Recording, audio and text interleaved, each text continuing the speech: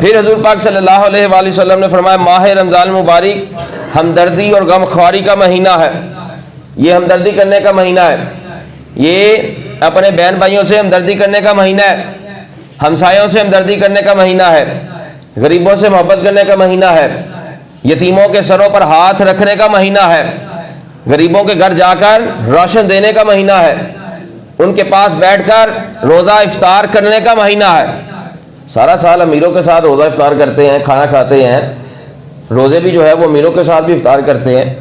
کبھی ہم نے یہ سوچا ہے چلو یار آج جو غریب بہن بھائی ہے آج اس کے گھر جا کر روزہ افطار کرتے ہیں؟ کبھی کیا؟ امیر بھائی کے گھر جانا ٹھیک ہے، جائیں 100 بار جائیں، کوئی منع نہیں، لیکن اگر ایک بھائی غریب ہے یا ایک بہن غریب ہے تو اس کے گھر جا کر بھی تو روزہ افطار کریں۔ اگر وہ نہیں کرا سکتی تو اپنے پاس سے سامان لے جائیں، لیکن محبت کا اظہار کریں۔ جو غریبوں سے محبت کرے گا اللہ اسے محبت فرمائے گا، یہ پکی بات ہے۔ کیوں؟ ہمارے آقا پاک علیہ الصلوۃ والسلام غریبوں سے محبت فرماتے تھے۔